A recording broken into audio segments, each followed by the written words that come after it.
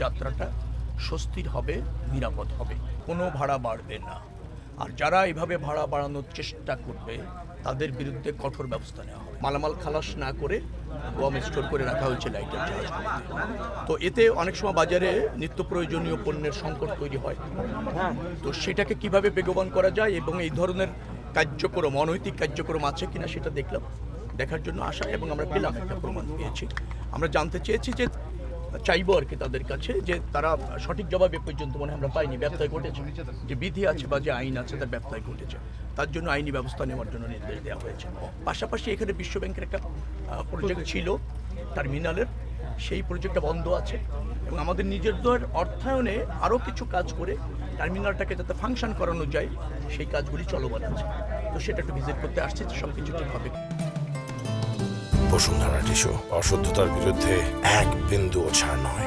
আমরা আশা করছি যাত্রাটা স্বস্তির হবে, নিরাপদ হবে। যে সমস্ত জায়গায় ব্যত্যয় ঘটার সম্ভাবনা আছে, ধরেন একটা যানজট তৈরি হয়ে যায়, দীর্ঘক্ষণ শৃঙ্খলা থাকে না সড়কে যান চলাচলের জন্য, তার জন্য যে সমস্ত ব্যবস্থা নেওয়া হবে সে উচিত, সেগুলি ইতিমধ্যে আমরা নিয়েছি এবং ওর সাথে যারা জড়িত তাদেরকে প্রয়োজনীয় নির্দেশনা দেওয়া হয়েছে। আমি আপনাকে নিশ্চিত করতে চাই যে সব কিছু আশা করছি এবার ঠিক থাকবে।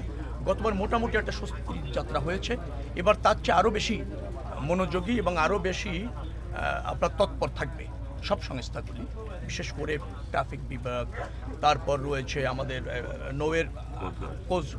নৌতে কোস্টগার্ড আছে, নৌ পুলিশ আছে, আনসাররা আছে, তারা কাজ করবে এবং আমাদের যে টিম আছে তারাও সার্বক্ষণিক থেকে নিশ্চয়ই যাত্রা নিশ্চিত করবে। আমরা দিয়েছি, আমি ডেকে বসেছি, কোনো ভাড়া বাড়বে না। আর যারা এভাবে ভাড়া বাড়ানোর চেষ্টা করবে তাদের বিরুদ্ধে কঠোর ব্যবস্থা নেওয়া হবে।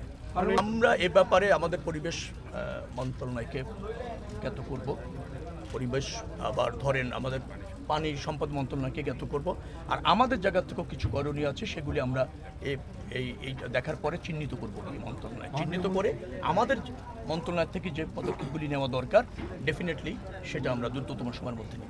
আপনি চাঁদাবাজির সুনির্দিষ্ট তথ্য আমরা জানতে পারলে ভালো, আমরা সবসময় এটা মনিটরিং করি, যেখানে যতটুকু ব্যত্যয় পাওয়া যায় সেটা নিবৃত্ত করার চেষ্টা আমাদের থাকে এবং আমরা স্বরাষ্ট্র মন্ত্রণালয়কে সেটা অবগত করি, কারণ এটা ফৌজদারি অপরাধ। আপনাদের কাছে যদি কোনো সুনির্দিষ্ট তথ্য থাকে আমি খুব বাধিত হব যদি সুনির্দিষ্টভাবে বলেন যে মানে এই জায়গায় এই সময় এরকমভাবে ঘটছে, আপনারা আমাকে জানালে ডেফিনেটলি আপনারা তার অ্যাকশন দেখতে পাবেন। না, আমি বলছি গোয়েন্দারা কাজ করে, তারপর গোয়েন্দারাও তো সবসময় সফল হয় না, সাংবাদিকরা তো আরও বেশি অনুসন্ধানী রিপোর্ট যারা করে আরও বড় গোয়েন্দা। আমরা চাই যে আপনারাও আমাদেরকে সহযোগিতা। হাতের ব্যাগের টোলের কোনো সুযোগ নেই। আমরা এবার যেমন ধরুন সদরঘাটে এই ঈদযাত্রা উপলক্ষে যেখানে করেছি সেখানে এমনও সিদ্ধান্ত হয়েছে যে এই ধরনের কোনো অপরাধের কোনো সুযোগ নেই, আমরা সার্বক্ষণিক ওখানে মনিটরিং করবেন। সেটা সম্ভাবনা কি, এটা তো আপনাকে করতেই হবে।